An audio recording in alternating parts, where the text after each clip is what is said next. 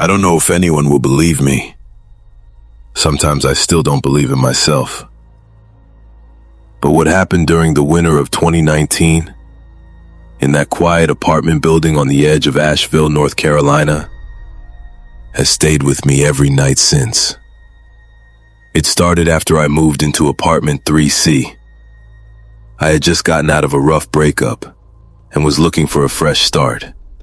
The building was old, a little worn down, but it had character. I remember the hallway smelled faintly of old wood and lavender, which I found oddly comforting. It was quiet, too quiet maybe, but for someone who was trying to rebuild their life, it was perfect. The first few nights were uneventful. I unpacked slowly, listened to lo-fi jazz on my little speaker, made tea at midnight, and tried to sleep.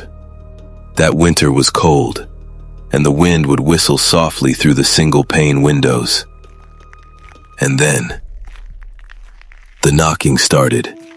It was a gentle knock, not like a loud pounding or angry fist. It was rhythmic. 3 taps, pause, 3 taps again, like someone trying not to wake the whole building. I thought it might be the neighbor across the hall, maybe a friend playing a prank, so I ignored it. But the next night, the knocks came again. 3 knocks. A pause. 3 more. Always at exactly 3:33 a.m. I checked the hallway the third night. Nothing. No one. Just that lavender wood scent and the quiet hum of the building. Then I realized the knocks weren't coming from the front door. They were coming from the back wall of my bedroom. There was nothing behind that wall except an old broom closet, sealed off according to the landlord because of old wiring. But the sound was clear. 3 knocks. Pause. 3 knocks again. I pressed my ear to the wall. On the 4th night, I swear to you, I heard breathing. Slow, labored, like someone on the other side was tired, waiting. The knock. I told myself I was being paranoid. Maybe pipes? Maybe the building settling? I tried to sleep with headphones in. But the next morning, I'd wake to find the closet door in the hallway, always slightly open. Just an inch, just enough to notice. I asked the landlord about it. He brushed it off, saying the door warped in winter and didn't shut right. But when I pressed, he grew tense. Just keep it closed, he said. Some of the tenants get nervous. I didn't understand what he meant until the whispers started. A week after the knocks began, I started hearing them, soft, almost like a lullaby. A woman's voice, humming, not in my apartment, but just beyond the wall. It would begin at 3:33, right after the knocking, humming, then whispers, "I see you, so lonely, come closer." The whispers didn't feel angry, they felt sad, desperate, but still wrong, like something mimicking human sorrow. I stopped sleeping, my eyes became sunken, my coffee intake tripled, and still, every night, the knock, the hum, the whisper, until the night I knocked back. I don't know why I did it. Maybe I was tired, maybe I was losing it. But at 3:33 a.m., after days of no sleep, I placed my hand on that cold wall, and I knocked. 3 slow taps. The humming stopped.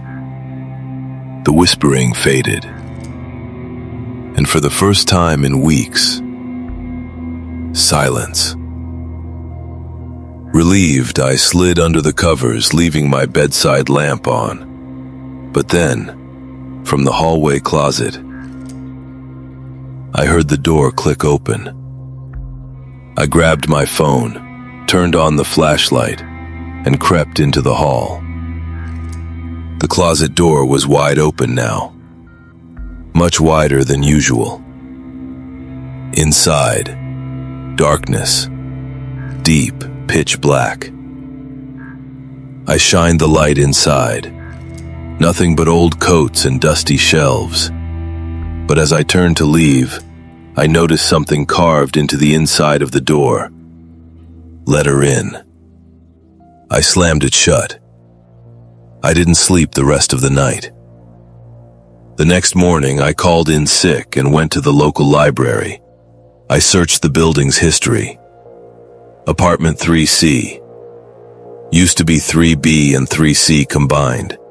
It had been split into 2 units in the late 80s, after a woman named Helen Murray disappeared. Her daughter had died the year before. They said Helen lost her mind. Neighbors reported hearing humming, knocking. They found her inside the wall, they said, behind the sealed closet, dead, smiling. That night, I didn't go home. I stayed at a friend's, and yet, at 3:33 a.m., my phone rang. Unknown number. I let it ring. Then a voicemail. A woman's voice, humming. Then, "Why won't you let me in?" I moved out 2 days later. The landlord didn't even ask why. I sometimes drive past that building. Apartment 3C's light is always on, even when no one lives there. And sometimes, if I park my car and wait until 3:33, I hear the knock. 3 knocks. Pause. 3 knocks again. If you ever hear it, don't knock back. Good night, and sleep well.